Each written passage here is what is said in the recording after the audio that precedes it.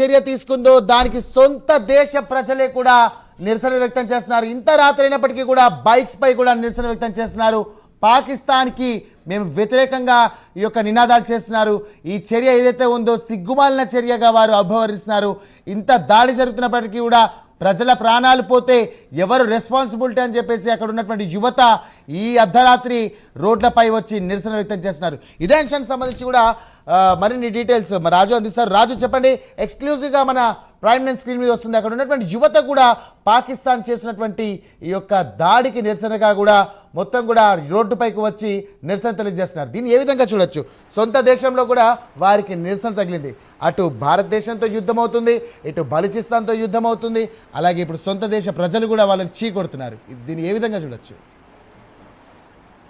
ఖచ్చితంగా సాయిరామ్, అక్కడ మనం చూస్తున్నాం వీళ్ళంతా కూడా పీటీఐ అనేటటువంటి ఒక పార్టీకి సంబంధించినటువంటి కార్యకర్తలు, ఎస్పెషల్లీ పాకిస్తాన్కి సంబంధించి ప్రస్తుతం భారత్ తోటి యుద్ధానికి సయ్యండం, అంతేకాకుండా అనవసరంగా భారత్ తోటి లడాయి పెట్టుకోవడంతో భారత్ చేసినటువంటి దాడులతోటి ఈరోజు పాకిస్తాన్ అల్లకల్లోలం అవుతూ ఉన్న పరిస్థితి. దీంతో అక్కడ ఉన్నటువంటి యువత కావచ్చు, పీటీఐ పార్టీకి సంబంధించిన కార్యకర్తలు ఈరోజు రోడ్ల మీదకి వచ్చారు.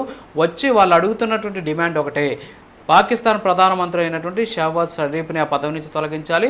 అలాగే పాకిస్తాన్ ఆర్మీ చీఫ్ అయినటువంటి ఎవరైతే అసీం మునీర్ ఉన్నారో ఈయన్ని ఆ పదవి నుంచి తొలగించాలి. వాళ్ళిద్దరిని తొలగించేంత వరకు కూడా మా ఆందోళనలో ఆగవు అని చెప్పేసి ప్రస్తుతానికి వాళ్ళు ఇస్లామాబాద్లో ఆందోళన చేస్తున్నారు. సో ఇస్లామాబాద్ అలాగే లాహోర్లో ప్రస్తుతానికి ఈ ఆందోళన కొనసాగుతూ ఉన్నటువంటి పరిస్థితి. భారత్ అటాక్స్ ఎప్పుడైతే స్టార్ట్ చేసిందో వెంటనే తమ దేశం నాశనం అయిపోతుంది. ఇప్పుడు ఉన్నటువంటి ప్రభుత్వం కారణంగా ప్రభుత్వం అక్కడ ఉన్నటువంటి ఏదైతే టెర్రరిజాన్ని పెంచి పోషిస్తుంది కాబట్టి ఇప్పుడు మా దేశానికి సరైనటువంటి పరిస్థితి లేదు, ప్రజాస్వామ్యం నాశనం అయిపోతుంది. కాబట్టి మా దేశాన్ని కాపాడాలి అంటే ఆ ఇద్దరిని తొలగించాలి. ఆ ఇద్దరు ఎవరంటే ఒకటి పాక్ ప్రధానమంత్రి అయినటువంటి షహబాజ్ షరీఫ్, రెండోది వచ్చేసి అసీం మునీర్. సో వీళ్ళిద్దరిని కూడా తొలగించాలని చెప్పేసి ఆ పీటీఐకి సంబంధించినటువంటి కార్యకర్తలు వాళ్ళంతా కూడా అక్కడ భారీ ఎత్తున ఆందోళన చేస్తూ ఉన్నటువంటి పరిస్థితి. అంతేకాకుండా భారీ ఎత్తున ర్యాలీ కూడా చేస్తూ ఉన్నటువంటి సిచ్యువేషన్ మనం చూస్తూ ఉన్నాం. అంటే ఏ స్థాయిలో అక్కడ ఉన్నటువంటి ప్రభుత్వం మీద ప్రజలు విసుగు చెందారు అనే దానికి ఇది ఒక పెద్ద ఉదాహరణ. ఎందుకంటే ప్రజలంతా కూడా ఏకతాటిపైకి వస్తున్నారు. పాకిస్తాన్ ప్రభుత్వం తీసుకుంటున్నటువంటి చర్యల కారణంగా అక్కడ ఉన్నటువంటి ప్రజలు తీవ్ర ఇబ్బందులు పడుతున్నారు. కనీసం ఆ ప్రజలకు సంబంధించినటువంటి అంశాన్ని మనం కానీ చూసుకున్నట్లయితే కనీసం వాళ్ళకి అవసరమైనటువంటి సరైనటువంటి మౌలిక వసతులు లేవు, సరైనటువంటి చదువు లేదు, విద్య లేదు, వైద్యం లేదు, ఆరోగ్యం లేదు. అంతేకాకుండా అక్కడ ఉన్నటువంటి వాళ్ళకి సరైనటువంటి నివాసయోగ్యమైనటువంటి ఇల్లు లేవు, ప్రభుత్వం నుంచి వచ్చేటువంటి సంక్షేమ కార్యక్రమాలు లేవు, ప్రభుత్వానికి సంబంధించినటువంటి పథకాలు అమలు లేదు, ప్రభుత్వానికి సంబంధించినటువంటి ఎలాంటి అభివృద్ధి కూడా లేకుండా చేస్తూ ఉన్నటువంటి ఈ ప్రభుత్వాన్ని మేము ఎందుకు ఉంచాలి? కాబట్టి ఈ ప్రభుత్వం వెంటనే కూడా దిగిపోవాలి. అంతేకాకుండా ఉన్నటువంటి నష్టాలు ఉంటే నష్టాలకు మించి ఇప్పుడు ఈ ప్రభుత్వం వల్ల మరిన్ని నష్టాలు చేకూరేటటువంటి అవకాశాలు ఉన్నాయి. కాబట్టి భారత్ తోటి లడాయి పెట్టుకోవడం ఒక పక్క, ఇందాక మీరు చెప్పినట్టు బలూచిస్తాన్ ఇంకో పక్క, మరోపక్క సొంత దేశానికి సంబంధించినటువంటి ప్రజలు ఒక పక్క. సో ఇన్ని దాడులు చేస్తూ ఉన్నటువంటి నేపథ్యంలో పాకిస్తాన్ ఈరోజు విలవెల్లాడిపోతూ ఉన్నటువంటి పరిస్థితి. ఈ నేపథ్యంలోనే ఒక రకంగా చెప్పాలంటే ప్రచ్ఛన్న యుద్ధం వస్తుంది ఖచ్చితంగా అనేది ఇక్కడ మనకు స్పష్టంగా తెలుస్తుంది. వెంటనే ఈ అసీం మునీర్ ఒకరు, అంతేకాకుండా షహబాజ్ షరీఫ్, సో వీళ్ళిద్దరిని కూడా అర్జెంటుగా ఆ పదవుల నుంచి తొలగించాలి. తొలగించకపోతే ఆందోళనలు ఉధృతమయ్యేటటువంటి అవకాశాలు అయితే కనిపిస్తున్నాయి. సో మొత్తానికైతే ప్రస్తుతం అక్కడ మనం కానీ చూసుకున్నట్లయితే భారీ ఎత్తున ఏదైతే నిరసన కార్యక్రమాలు ఆల్రెడీ స్టార్ట్ అయిపోయినటువంటి పరిస్థితి. భారత్ కొట్టినటువంటి దెబ్బకి పాకిస్తాన్ విలువెల్లాడుతుంది. కరాచీకి సంబంధించినటువంటి ఆ పోర్టు దాదాపుగా కూడా తగలబడిపోయినటువంటి పరిస్థితి. అక్కడ ఉన్నటువంటి చాలా వరకు వాణిజ్య ఓడలన్నీ కూడా దగ్ధమైనటువంటి పరిస్థితి, అగ్నికి ఆహుతైనటువంటి పరిస్థితిని మనం చూస్తున్నాం. సో ఇదంతా కూడా కేవలం అక్కడ ఉన్నటువంటి ప్రధానమంత్రి షహబాజ్ షరీఫ్ అలాగే ఎవరైతే ఆర్మీ చీఫ్గా ఉన్నటువంటి అసీం మునీర్, సో వీళ్ళిద్దరి వల్లే ఇలాంటి పరిస్థితి దాపురించింది అనేటటువంటి వాదన కూడా వ్యక్తమవుతుంది. సో వాళ్ళిద్దరు కానీ లేకపోతే ఖచ్చితంగా పాకిస్తాన్ అభివృద్ధి చెందుతుంది, పాకిస్తాన్లో ఉన్నటువంటి యువతకు ఉద్యోగ అవకాశాలు వస్తాయి, అంతేకాకుండా పాకిస్తాన్ మరింత డెవలప్ అయ్యేటువంటి ఛాన్సెస్ ఉన్నాయి. కానీ వీళ్ళు ఉంటే ఇంకా కూడా పతన స్థితికి వెళ్ళిపోయేటటువంటి పరిస్థితి ఉంది. కనీసం అనవసరమైనటువంటి ఇష్యూస్ని తెరపైకి తీసుకొని అనవసరమైనటువంటి ఇష్యూస్లో తలదూర్చి ఈరోజు భారీ ఎత్తున నష్టానికి కారణమవుతూ ఉన్నటువంటి ప్రభుత్వం మీద ఖచ్చితంగా కఠినమైనటువంటి చర్యలు తీసుకోవాలి అనేటటువంటి ఆందోళన ఆ దేశ ప్రజల నుంచి కూడా వ్యక్తమవుతుంది. ఈ నేపథ్యంలోనే ఆ దేశానికి సంబంధించినటువంటి యువతంతా కూడా ఈరోజు రోడ్ల మీదకి వచ్చి ఆందోళన చేస్తున్నారు. ప్రైమ్ నైన్ స్క్రీన్ మీద మనం చూడొచ్చు యువత ఎంత ఆవేశంతో ఊగిపోతూ ఉన్నటువంటి పరిస్థితి.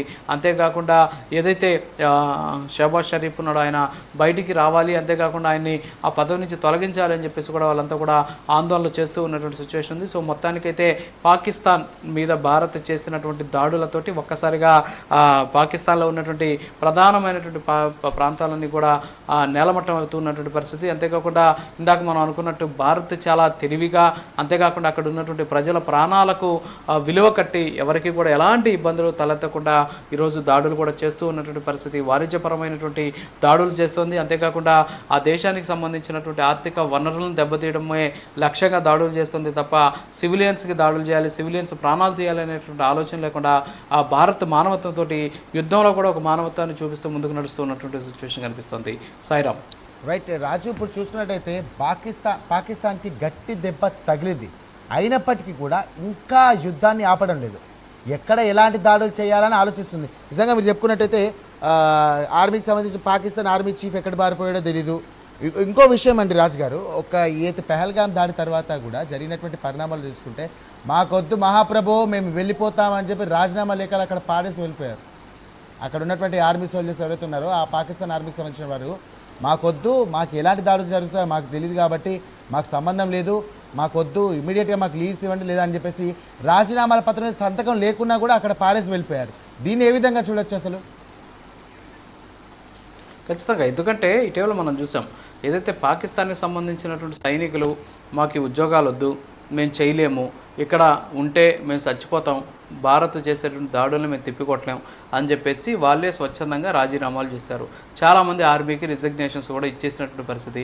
కొంతమంది ఏమో ఇక్కడ ఉన్నటువంటి ఆయుధ సంపత్తితోటి మేము పనిచేయలేం, మా దగ్గర ఉన్నటువంటి ఇక్కడ ఉన్నటువంటి ఆయుధాలతోటి మేము ఎట్టి పరిస్థితుల్లో కూడా పనిని నిర్వహించలేము, అంతేకాకుండా యుద్ధం చేయలేం. సో కాబట్టి దయచేసి మమ్మల్ని ఇందులో ఇన్వాల్వ్ చేయొద్దు, కాబట్టి మేము ఏదైతే చెప్తూ ఉన్నామో ఖచ్చితంగా మమ్మల్ని ఏదైతే స్వతంత్రంగా అంటే మాకు నచ్చిన విధంగా మేము వెళ్ళిపోయే విధంగా అవకాశం కల్పించండి అని చెప్పేసి మూకుమ్మడి రాజీనామాలు చేసినటువంటి పరిస్థితి.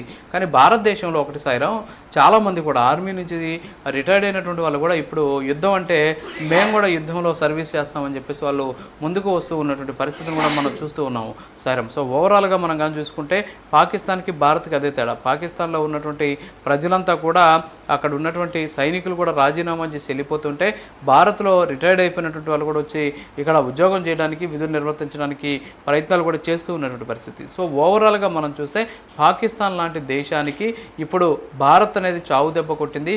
ఖచ్చితంగా ఇక పాకిస్తాన్ భారత్ వైపు చూడాలన్నా సరే, అంటే ఒకసారి కన్నెత్తి చూడాలన్నా సరే భయపడేటటువంటి సిచ్యువేషన్కి ఈరోజు పాకిస్తాన్ వచ్చినటువంటి పరిస్థితి ఉంది. సో చూడాలి మళ్ళీ వాళ్ళు ఏమైనా కవ్వింపు చర్యలకు పాల్పడతారో, లేకపోతే ఇంకేదన్నా ప్రతీకార దాడులు అని చెప్పేసి మళ్ళీ వచ్చి మళ్ళీ ఏదైతే చావు తప్పి అదేదో కన్ను లొట్టబోయినట్టు మళ్ళీ ఇక్కడ అలాంటి సిచ్యువేషన్ క్రియేట్ చేసుకుంటారు అనేది మనం వేచి చూడాల్సినటువంటి అవసరం అయితే ఉంది. సో మొత్తానికైతే ఇంకా కూడా అప్డేట్స్ వస్తాయి మనకు. ఇప్పుడు ప్రస్తుతానికి అక్కడ ఏం జరుగుతుంది అనేది కరాచీ పోర్టు వరకు దాడి మాత్రమే జరిగింది, వాణిజ్యపరమైన స్థావరాన్ని మాత్రమే భారత్ టార్గెట్ చేసుకుని కూల్చినటువంటి పరిస్థితి. సో మిగతా ప్రాంతాల్లో ఎక్కడెక్కడ దాడులు జరిగాయి, నిజంగా అక్కడ ఏదైనా భారత్ తీసుకున్నటువంటి చర్యల వల్ల ఎవరికన్నా ఏమైనా జరిగిందా, సో వివరాలను కూడా అప్డేట్స్ వస్తాయి. మార్నింగ్ కల్లా అసలు ఏం జరిగింది అనేటటువంటి కంప్లీట్ పిక్చర్స్ అధికారికంగా వచ్చేటువంటి ఛాన్సెస్ ఉన్నాయి. ఇప్పటికే అజిత్ దోవల్ ఆల్రెడీ ప్రధాని మోడీతో మాట్లాడి వెళ్ళిన కాసేపటికే మన వెపన్స్ అన్ని కూడా కరాచీకి వెళ్ళిపోయినటువంటి పరిస్థితి. సో ఓవరాల్గా చూసుకుంటే ఇదంతా కూడా ఒక ప్లాన్ ప్రకారం ఎక్కడ ఎలాంటి డీవియేషన్స్ లేకుండా అందరూ కూడా అంటే త్రివిధ దళాలన్నీ కూడా